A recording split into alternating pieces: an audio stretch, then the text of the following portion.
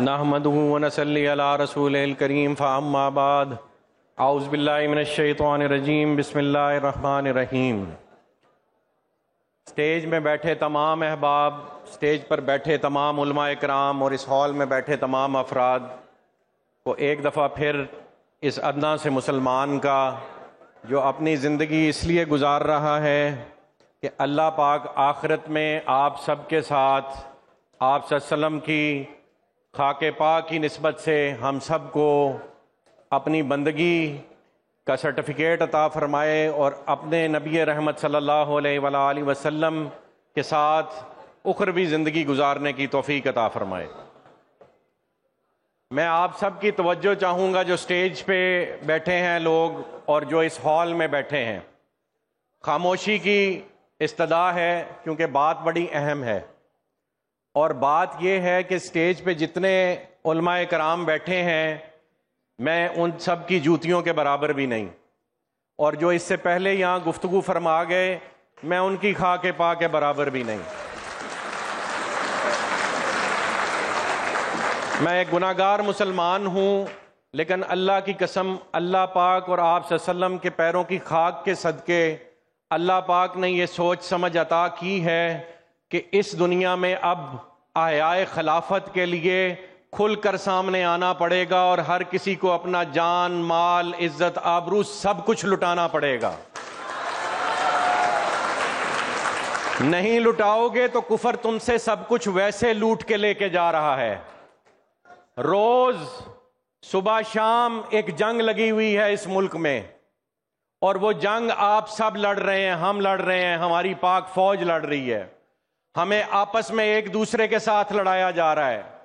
میسم رضا صاحب نے گفتگو کی، حافظ ابتسام علائی ظہیر صاحب نے گفتگو کی، بہت اچھی نشاندہی کی کہ جہاد ہی سے فلسطین آزاد ہوگا۔ لیکن سوال یہ ہے کہ جہاد کے لیے میرے اور آپ کے پیسے لگے کس پہ؟ اس ملک کی پاک فوج پہ، جس کو آپ نے تیار کیا کہ وہ آپ کا دفاع کرے گی اور وہی آپ کا دفاع کرے گی۔ آپ اس کے ساتھ مل کے وہ جنگ لڑنے جائیں گے، یہ جنگ آپ اکیلے نہیں لڑیں گے، وہ بھی اس ملک کے سپوت ہیں اور آپ کے بھائی ہیں، وہ بھی کلمے کے نام پہ شہید ہوتے ہیں۔ آپ جائیں گے ان کے ساتھ، وہ جائیں گے، اس ملک کی فوج جائے گی۔ یہ F-16 اور یہ طیارے ہم نے اس لیے نہیں خریدے کہ یہ یہیں کھڑے کھڑے گل سڑ جائیں، یہ جائیں گے، یہ اسرائیل کو تباہ کریں گے، یہ اسرائیل کا جو موڈا لگا رہا ہے اس ملک کو بھی تباہ کریں گے۔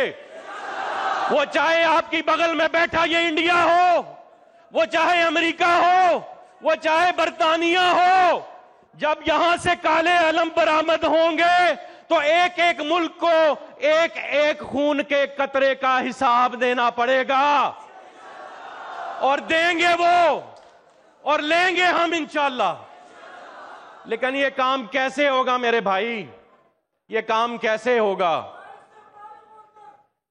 اگر ایک کمپنی نہیں کھڑی کرو گے تو مارکیٹنگ کس چیز کی کرو گے؟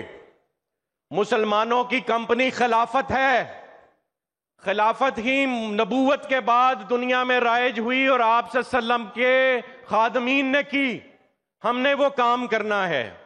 اور آج میں آپ کو احیاء خلافت کا منشور اگلا سٹیپ، ہم سب نعرے مارتے ہیں، گفتگو کرتے ہیں، بڑکیلی گفتگو کرتے ہیں، یہاں ہم الجہاد الجہاد کے نعرے مارتے ہیں، رات کو سارے گھر جا کے سوتے ہیں، خون فلسطینیوں کا بہتا ہے، ہم صرف فیس بک پہ تعریفیں کرتے ہیں، جب کہیں بلا لیں تو بڑی مشکل سے اکٹھے ہوتے ہیں۔ یہ تو بڑی خوش نصیبی ہے کہ جن کے چہروں پہ داڑیاں سجی ہیں وہ اس دین کی اقامت کے لیے آج اس تعداد میں نکل آئیں اور نکل آتے ہیں۔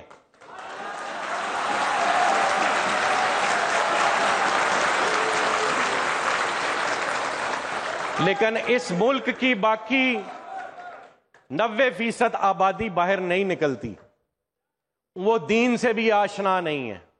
وہ دین سے کب آشنا ہوں گے؟ جب آپ نظام خلافت کے لیے عملی قدم اٹھائیں گے، سڑکوں پر نکلیں گے اور خلافت قائم کرنے کے لیے حکومت وقت پہ اہل حل و عقد پہ پریشر ڈالیں گے کہ وہ اب خلافت قائم کریں، اس کے بغیر ہمارا گزارا نہیں ہے۔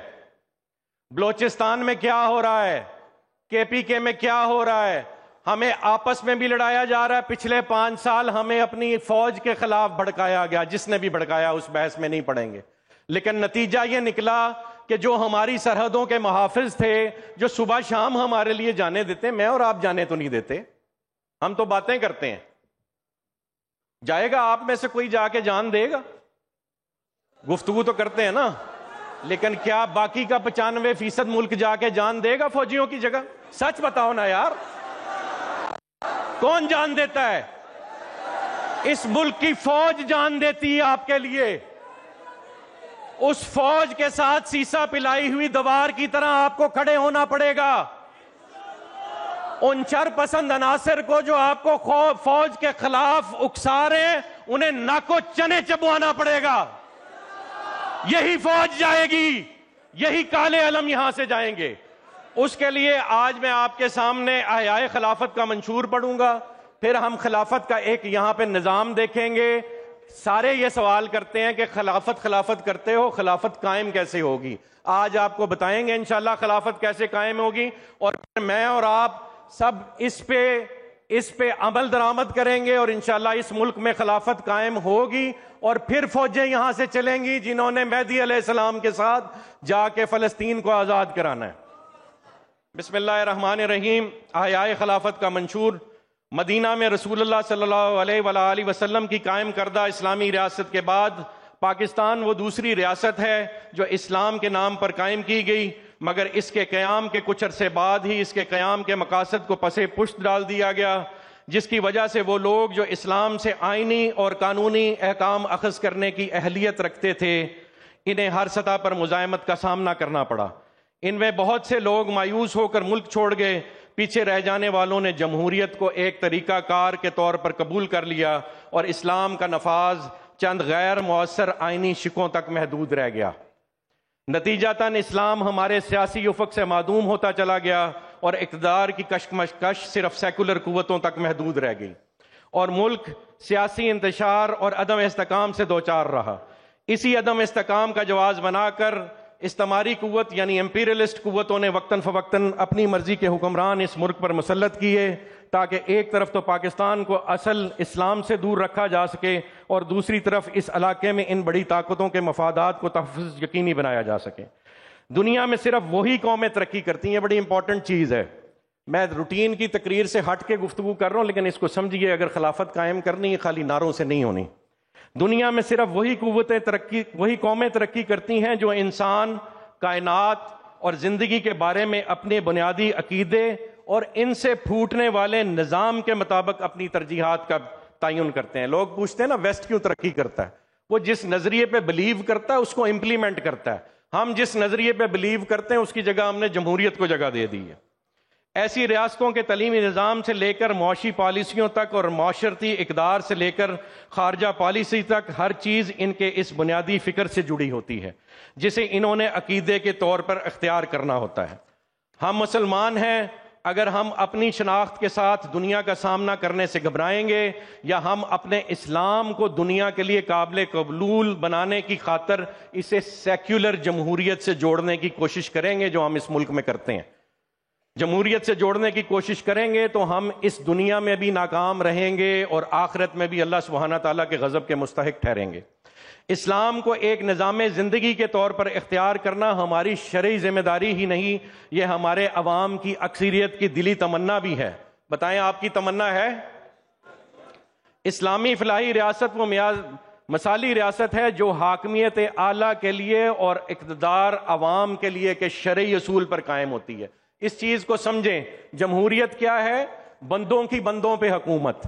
اسلام کیا ہے؟ حاکمیت اعلیٰ اللہ کے لیے اور اقتدار عوام کے لیے کہ شرعی اصول پر قائم ہوتی ہے۔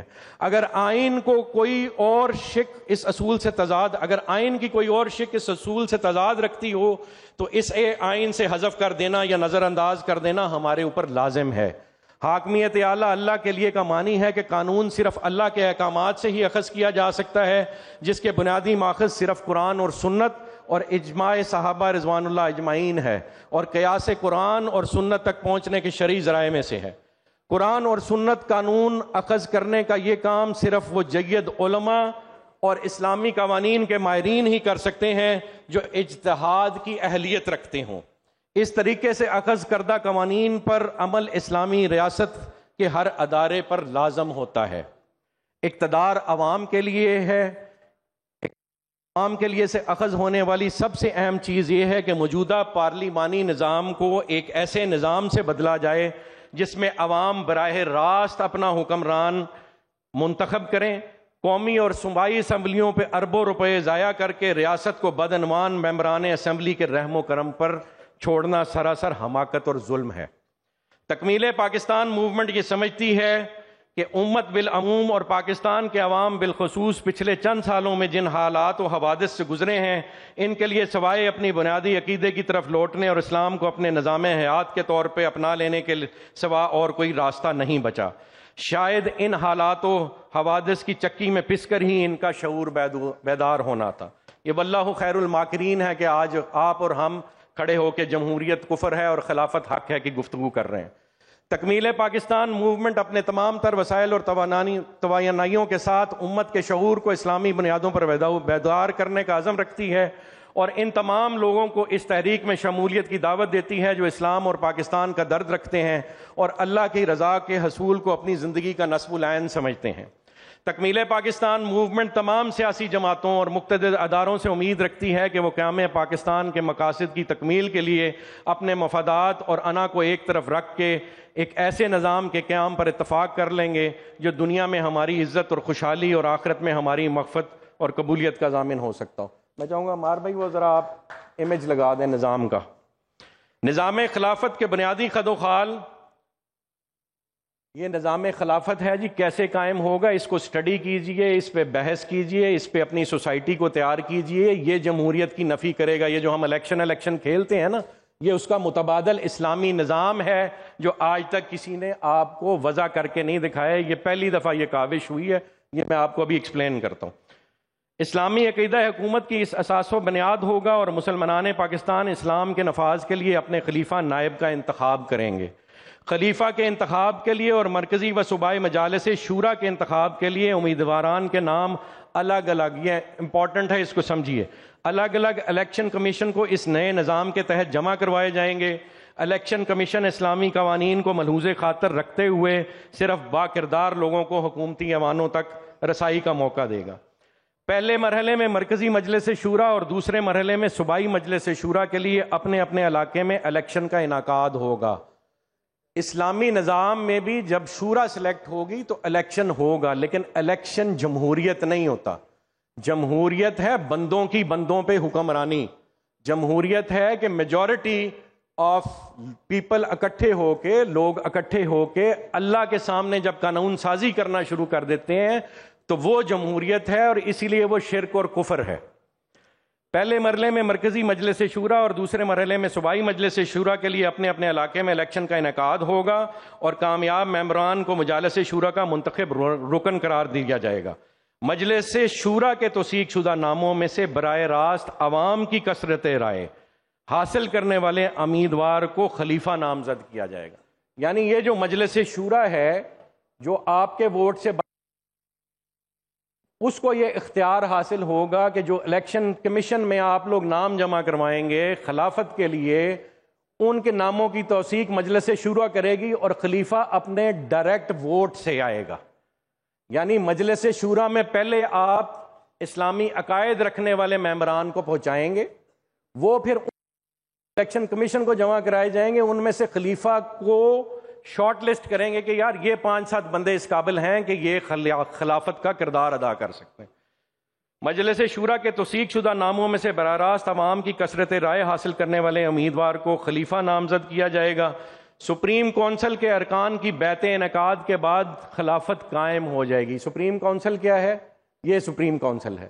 سپریم کونسل میں ہر مسلک کا ایک مجتہد شامل ہوگا، تینوں مسلح افواج کے سربراہان شامل ہوں گے، چیف جسٹس شامل ہوگا، اور ملک میں وہ لوگ جو ہمارے 10 صوبے ہوں گے، ہم 10 صوبے پرپوز کر رہے ہیں چونکہ صوبوں کو مینج کرنا آسان ہوگا، ہر صوبے کا ایک ممبر اس سپریم کونسل میں شامل ہوگا، وہ پھر خلافت کے لیے اس بندے کی بیعت کرے گا تو خلافت کا انعقاد ہو جائے گا۔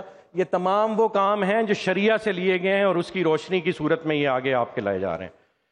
سپریم کونسل کے ارکان کی بیعت انعقاد کے بعد خلافت قائم ہو جائے گی، جس کے بعد 21 دن کے اندر بیعت عام کا اہتمام ریاست پر لازم ہوگا۔